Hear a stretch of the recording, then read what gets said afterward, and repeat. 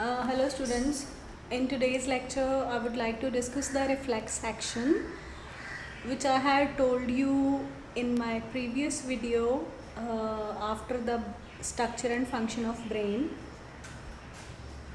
I told you कि हमारी body में कुछ एक्शंस होते हैं जो एक्शंस स्पॉन्टेनियस होते हैं, वो जो एक्शंस हैं वो उनको हम रिफ्लेक्स एक्शन ही कहते हैं, ठीक है। और ये जो रिफ्लेक्स एक्शन है what is this is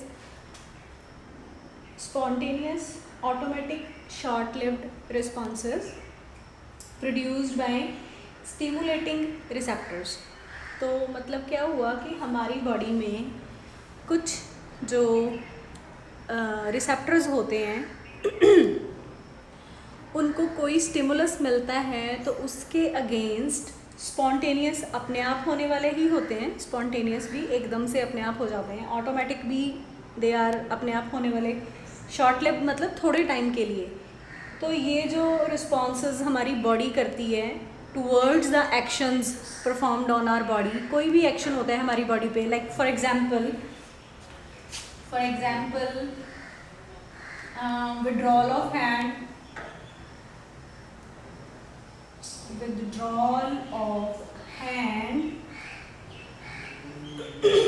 while someone pricks you, ठीक है। आप लोग अपना हाथ पीछे खींच लेते हो जब कोई भी आपको प्रिकिंग करता है, ठीक है। The other example for this is बहुत ज़्यादा ब्राइट लाइट होने पे, बहुत ज़्यादा कोई फ्लैश एकदम से आपके सामने फ्लैश करता है लाइट के साथ, तो आप आइज़ ब्लिंक करते हो। वो आइज़ को आप नहीं ब्लिंक करते हो, वो हमारा ब्रेन जो है वो ऑटोमेटिकली रिस्पॉन्स करता है कि we should close our eyes, क्योंकि वो बहुत ज़्यादा ब्राइट लाइट जो है वो हमारे जो सेल्स होते हैं उनको डैमेज कर सकती है। जो आइज़ के अंदर कोन्स होते हैं जो शार्प लाइट में देखने के लिए हमें हेल्प करते हैं, वो डैमेज हो सकते हैं because of that sharp light. So automatically we blink our eyes when we look at the sharp or bright light or the flash comes to our eyes. Blinking of eyes, blinking or closure of eyes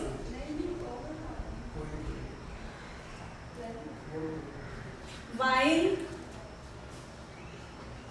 looking at bright light, ठीक है। the same way और example है इसकी, हमारा digestive system है, secretion of juices, secretion of digestive juices, secretion of digestive juices in the intestine, in the stomach or intestine,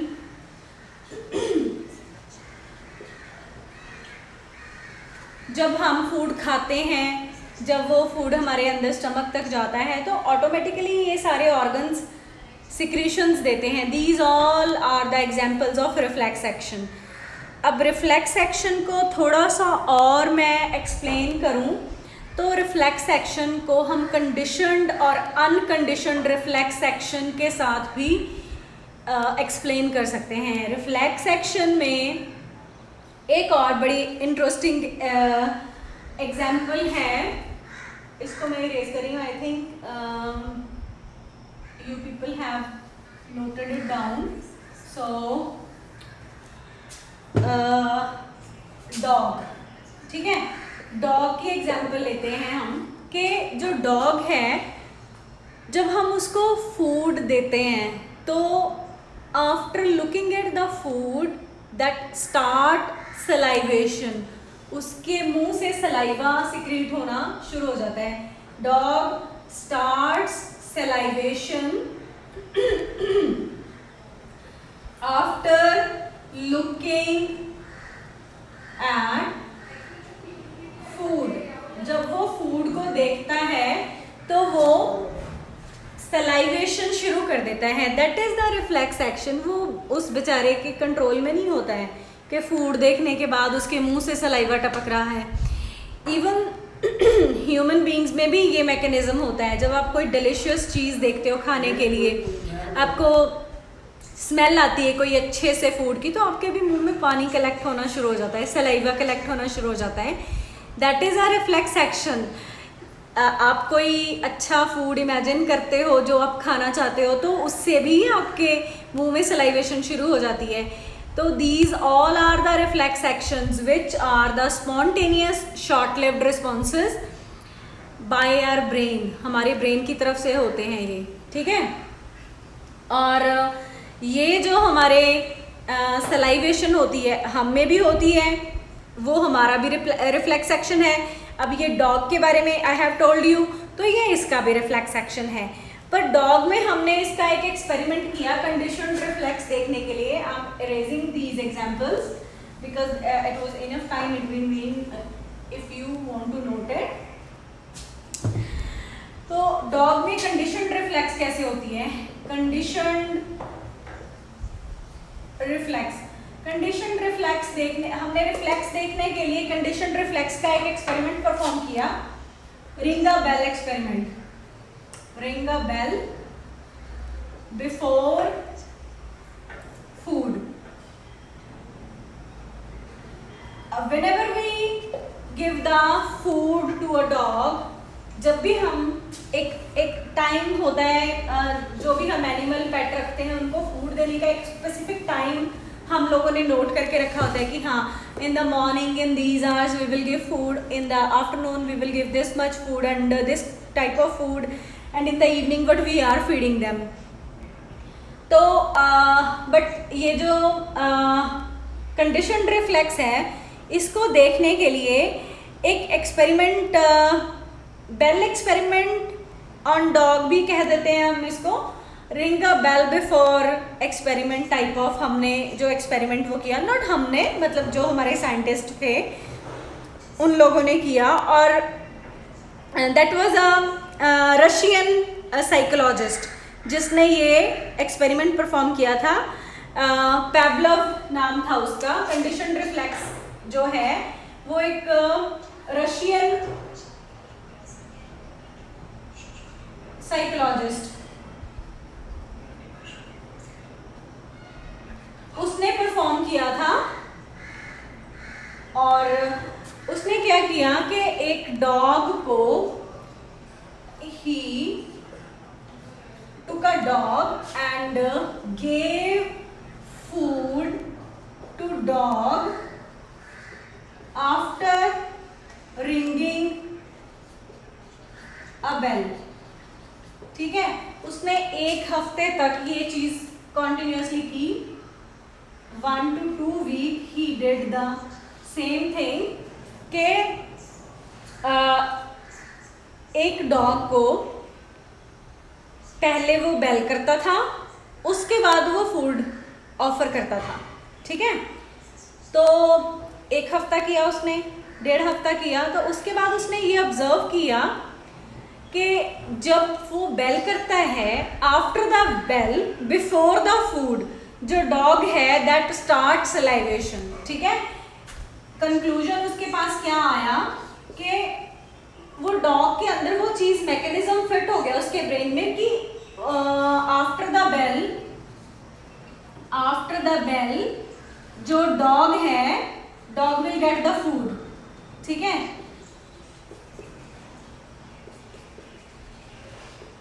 उसको ये लगा, डॉग को ये चीज जो थी इसके ब्रेन में ये सेट हो गई कि बेल के बाद मुझे फूड मिलने वाला है। ठीक है, तो एक कोई भी एक हैबिट होती है, वो कॉन्टिन्यूसली कुछ टाइम तक चलती है, तो ब्रेन जो है वो ऑटोमेटिकली उस चीज़ के लिए रिस्पॉन्स करना शुरू कर देता है एट दैट पर्टिकुलर टाइम। ठीक है, अभी एक छोटी सी एग्जांपल थी कि डॉग जो था वो रेगुलर उसको हम फूड देते थे, पहले वो फूड देख के सलाइवेशन शुरू करता था, लेकिन उसके बाद कंडीशनड एक्शन किया हमने, कंडीशनड रिफ्लेक्स करी, और जो डॉग है उसको हमने एक बेल एक्सपेरिमेंट के साथ कनेक्ट कर दिया to just check it out कि क्या रिस्पॉन्सेज हमें मिलते हैं। Then the scientist L.P. Pavlov was the name of the scientist, Russian psychologist. Pavlov, P-A-V-L-O-N, Pavlov, L lovely, P for profession, L.P. Pavlov. तो उस साइंटिस्ट ने ये डॉग के ऊपर एक्सपेरिमेंट किया था. आफ्टर द बेल जो डॉग था वो उसको खाना मिलना है उस चीज़ को सोचकर ही उसके मुंह में सलाइवेशन शुरू हो जाती थी. जब बेल रिंग होती है तभी उसके मुंह में सलाइवेशन शुरू हो जाती थी आफ्टर 1 और 2 वीक्स. तो उसका जो वो एक मैकेनिज्म सेट हो गया कि हाँ इस चीज़ के बाद मुझे खाना मिलना है. This was the condition. ये हमने एक कंडीशन रख दी कि उस डॉग में वो जो स्टिमुलस मिलता था उसको, वो स्टिमुलस, एक बेल ने वो स्टिमुलस का काम किया कि वो बेल एक स्टिमुलस हो गई और जो उसके टेस्ट रिसेप्टर थे उनमें से सिक्रीशन ऑफ सलाइवा शुरू हो गई कि हाँ इसके बाद अब मुझे खाना मिलने वाला है. This is it. This was the reflex action के किसी भी स्टिमुलस के लिए आपकी बॉडी रिस्पॉन्ड करती है. और कंडीशन रिफ्लेक्स में भी स्टडीड कि एक हमने कंडीशन रख दी, कोई भी एक कंडीशन रख दी कि यस इस कंडीशन के बाद, जैसे फॉर एग्जांपल हम छोटी सी एक बात करते हैं. वैसे ये रिफ्लेक्स एक्शन की एग्जांपल बुक में कहीं नहीं मिलेगी, पर मैं एक आपको ये जनरल एक बात बता रही हूँ.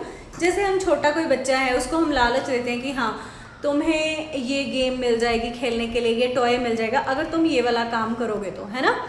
तो वो काम करने के बाद उसको एक लालच होता है ना कि हाँ ये काम करने के बाद I am getting this thing. तो उसके अंदर एक लालच सा होता है, वो बड़ी क्यूरियोसिटी के साथ वो काम करता है, ऑन द टाइम काम ख़त्म करता है ना. या फिर हम उसको एक पढ़ने के लिए लालच देते हैं कि हाँ तुम ये अपना चैप्टर ख़त्म करोगे, हमें लिसन करोगे तो उसके बाद तुम्हें चॉकलेट मिलेगी या फिर उसके बाद तुम्हें आइसक्रीम मिलेगी, है ना. These are the favourite things of kids. तो कैंडी और चॉकलेट का नाम सुन के ही उनके मुंह में पानी आना शुरू हो जाता है. और जब उसको ये पता होता है कि हाँ काम फिनिश करने के बाद मुझे ये चीज़ मिल रही है, काम फिनिश होने के बाद दे विल स्टार्ट सलाइवेशन, उनके मुंह में सलाइवा इकट्ठा होना शुरू हो जाता है. और they can't even ask for the chocolate कि वो इतना उनको क्यूरियोसिटी होती है उस चीज़ की. तो ये एक जनरल एग्जांपल है जो हम कंडीशन रख देते हैं किसी चीज़ के लिए. अब ये तो एक डॉग के ऊपर एक्सपेरिमेंट करना वाज जस्ट बिकॉज कि वो एक एनिमल है, वो अपनी फीलिंग्स नहीं बता सकता है. ठीक है, हम तो बोल के भी बता सकते हैं कि हमें भूख लगी है, लेकिन वो अपनी फीलिंग्स नहीं बता सकता है. The dog can bark only, लेकिन उसका भौंकना भी कई तरीके का होता है. वो किस चीज़ के लिए बार्क कर रहा है, whether they need food, whether they are feeling something else. तो हमें जो एनिमल बिहेवियर पड़ता है सिर्फ उसी को पता होता है कि इस टाइम पे इसकी बार्किंग किस तरह की है, तो what the demand they are doing. पर जिसको ये नहीं पता है कि हाँ वो क्या चाहता है इस टाइम पे, उसका भौंकना किस तरीके का है, तो उसको कैसे पता चलेगा, है ना. तो यहाँ पर हमने डॉग के ऊपर बेल एक्सपेरिमेंट किया कि हमने कॉन्टीन्यूसली 1 हफ्ता 1.5 हफ्ता बेल रिंग करी, उसके बाद फूड दिया. तो जो हमारा central nervous system, autonomous nervous system है, वो ऑटोमेटिकली उस चीज़ के लिए प्रिपेयर हो जाता है कि after this thing you are getting this. So the dog also, the system of the dog also prepared that after the bell the dog will get the food. तो उसके रिसेप्टर्स जो है वो ऑटोमेटिकली स्टिमुलेशन लेना शुरू कर देते हैं कि हाँ इसके बाद मुझे फूड मिलने वाला है. So this was the reflex action and the conditioned reflex, one of the topic for class 10th and 11th also. Fine. So इसके साथ थोड़ा सा एक टॉपिक मैं और कंटिन्यू करूँगी अबाउट, अभी मैंने बात करी सेंट्रल नर्वस सिस्टम की और ऑटोनोमस नर्वस सिस्टम की या पेरिफेरल नर्वस सिस्टम की. तो वो क्या होता है, जो हमारा सेंट्रल नर्वस सिस्टम होता है ना, that is central nervous system क्या होता है, जस्ट छोटा सा टॉपिक है. CNS आपने बहुत जगह पे पढ़ा होगा. CNS is our central nervous system. कुछ नहीं है इसमें, it is just the brain plus spinal cord. ये छोटी सी बात है, मोस्टली बच्चों को ये चीज़ का कंफ्यूजन होता है. What is central nervous system, what is central nervous system. तो that is just our brain plus spinal cord, ये दोनों को मिला के हम क्या कह देते हैं, सेंट्रल नर्वस सिस्टम। उसके बाद आप लोगों ने टर्म्स सुनी होंगी, ऑटोनॉमस नर्वस सिस्टम या peripheral nervous system. Autonomous nervous system is independent of the central nervous system. इसमें सिंपैथेटिक पैरासिम्पैथेटिक दोनों तरह की नर्व्स आती हैं। अब जो सिंपैथेटिक और पैरासिम्पैथेटिक नर्वस सिस्टम होता है वो क्या होता है, ये सिस्टम्स जो होते हैं सिंपैथेटिक नर्वस सिस्टम और पैरासिम्पैथेटिक नर्वस सिस्टम, ये जो 10th वाले बच्चे हैं उनके तो ज़्यादा मतलब का है नहीं, +1 वाले इसको ज़्यादा ध्यान दे सकते हैं। जो सिंपैथेटिक नर्वस सिस्टम होता है ना, वो होता है हमारे जो स्पाइनल कॉर्ड होती है ना, उसके साथ डायरेक्टली इन लिंक जो भी हमारे गैंग्लियंस होते हैं, जो भी न्यूरॉन्स होते हैं near to the spinal cord जो भी होता है वो सिंपैथेटिक नर्वस सिस्टम होता है। और जो पैरासिम्पैथेटिक होता है वो that is far from the central nervous system. अब ये सेंट्रल नर्वस सिस्टम है, इसमें एक होगा सिंपैथेटिक और एक होता है पैरासिम्पैथेटिक।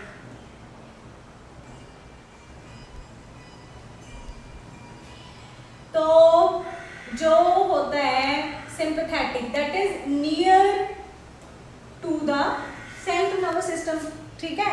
और ये जो होता है ये हमारे विसरल ऑर्गन्स के विसरल ऑर्गन्स में हमारा हार्ट, लंग्स, किडनी, बॉडी के जो ऑर्गन्स हैं, जो भी हमारे ऑर्गन्स हैं, हार्ट हो गया, लंग्स हो गया, किडनी हो गया, स्टमक हो गई, इंटेस्टाइन हो गई, जो ये सारे ऑर्गन्स हैं, लंग्स हैं, इनको जो भी सप्लाई जाती है उनके नियरर जो भी हमारा नर्वस सिस्टम है that is parasympathetic nervous system, ठीक है। फिलहाल के लिए इतना ही याद रखो, इससे ज़्यादा डिटेल्स आपको अभी चाहिए भी नहीं और आप लोगों को अभी चीज़ें वो समझ भी नहीं आएंगी। सो एक कन्फ्यूज़न ख़त्म करने के लिए कि सेंट्रल नर्वस सिस्टम क्या होता है, पैरासिम्पैथेटिक सिम्पैथेटिक क्या होता है, आई हैव टोल्ड यू।